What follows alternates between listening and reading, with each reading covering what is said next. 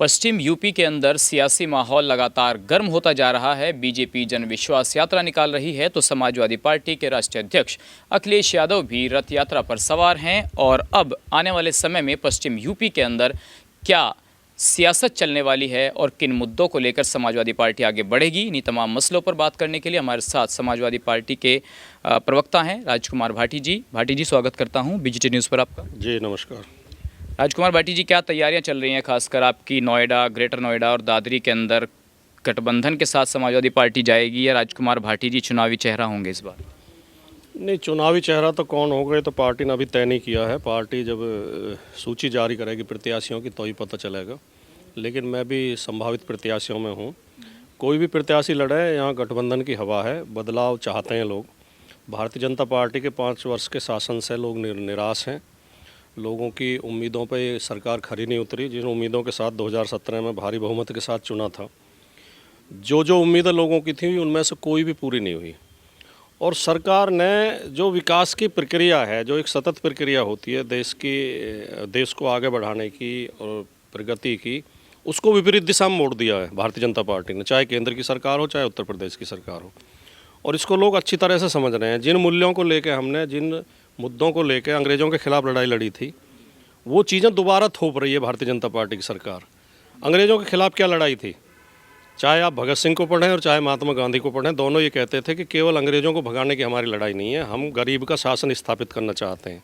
अगर अंग्रेज़ चले गए और राज जमींदारों और राजाओं के हाथ में ही रहा, पूंजीपतियों के हाथ में, तो फिर आज़ादी का कोई मतलब नहीं है। तो इसलिए बैंकों का राष्ट्रीयकरण किए गए, सरकारी अस्पताल स्कूल खोले गए, गरीबों को राहत के कार्यक्रम शुरू किए गए। बीजेपी की सरकार उन्हें पलट रही है, अस्पतालों का निजीकरण कर रही है, विद्यालयों का निजीकरण कर रही है। कृषि कानून लेकर आए तो वो पूंजीपतियों के हाथ में खेती को देने की साजिश थी। तो इसलिए लोग निराश हैं और बदलाव चाहते हैं। यानी कि आपके हिसाब से ये मुद्दे हैं यहाँ पर। तो राजकुमार भाटी जी को क्यों जनता चुने अगर उनका टिकट होता है, और क्यों वो संभावित प्रत्याशियों में है? गठबंधन की आप बात कर रहे हैं, बसपा अलग लड़ रही है, बीजेपी अलग है, सपा अलग है, तो गठबंधन किस किस दलों का होगा यहाँ पर? लोकदल के साथ होगा या कुछ भविष्य में सेटिंग बन सकती है बसपा के साथ भी? क्योंकि लोग कह रहे हैं कि भाई बसपा जो है कहीं ना कहीं सपोर्ट कर सकती है, बीजेपी को करे चाहे सपा को करे, या स्वयं लड़ेगी बसपा? नहीं, बहुजन समाज पार्टी तो अपने अस्तित्व की लड़ाई लड़ रही है। ये लगभग समाप्त प्राय पार्टी है और इस चुनाव में पूरी तरह समाप्त हो जाएगी।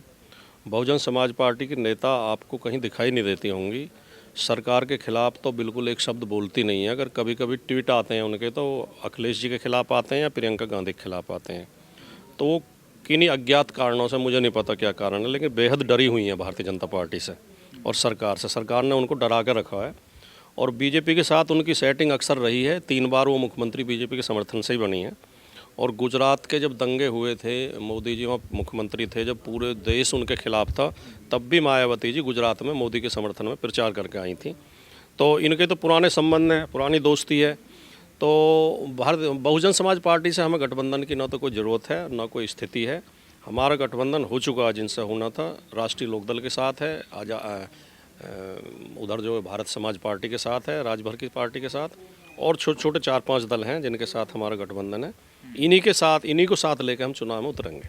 बसपा वैसे तो प्रदेश में चाहे नज़र आ रही हो ना आ रही हो, लेकिन दादरी के अंदर मनवीर भाटी बहुत मेहनत कर रहे हैं, गरीबों की, शोषितों की बोलने की आवाज़ उठा रहे हैं, सोशल मीडिया पर भी काफ़ी एक्टिव, और प्रत्याशी भी लगभग घोषित ही हो चुके हैं। उसको लेकर आप क्या सोचते हैं? नहीं, अच्छी बात है। अगर वो मजबूत दिखाई दे रहे हैं तो और आवाज़ उठा रहे हैं तो मेरी शुभकामनाएं। मेरा छोटा भाई है मनवीर भाटी, हमारी कोई ईर्ष्या नहीं है, कोई द्वेष नहीं है। ये तो जनता तय करेगी किस पार्टी को चुनती है, किस प्रत्याशी को चुनती है। मनवीर भाटी एक्टिव नज़र आ रहे हैं तो मेरी भी शुभकामनाएं उनके साथ है। मुझे क्या दिक्कत है?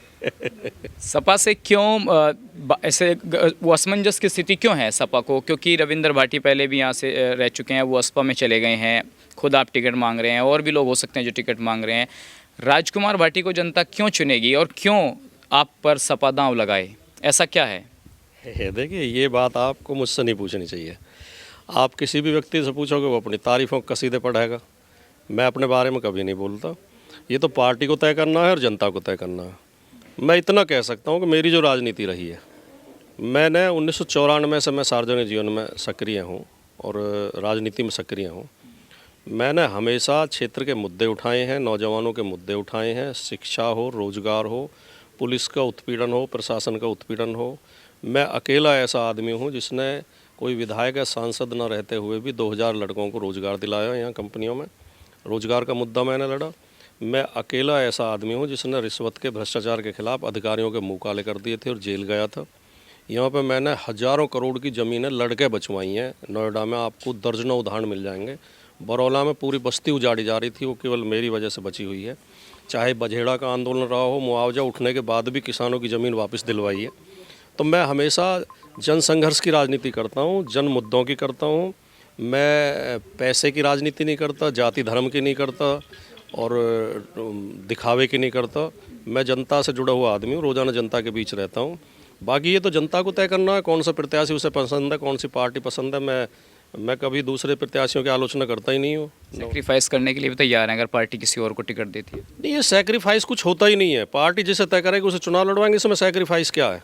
कोई हमारी गर्दन थोड़ी कट रही है कि सेक्रीफाइस है, हमारी जेब से कुछ जा रहा है। बहुत से लोग अंदर होता है कि नहीं चुनाव मुझे लड़ना चाहिए, जब आपने इतनी मेहनत गिनवा दी। नहीं, मैंने बिल्कुल, मेरे अंदर ये नहीं है। मैं जिसे भी पार्टी, जिसे अखिलेश यादव जी टिकट दे के भेजेंगे, हमारी पूरी पार्टी उसको तन मन धन से चुनाव लड़ाएगी। मैं भी उसी को लड़ाऊंगा। कोई लड़ाई नहीं है टिकट की। खबर को अगर आप फेसबुक पर देख रहे हैं तो हमारे फेसबुक पेज को लाइक और फॉलो जरूर कीजिए, और अगर आप यूट्यूब पर देख रहे हैं तो हमारे चैनल को यूट्यूब पर जाकर अभी सब्सक्राइब कीजिए।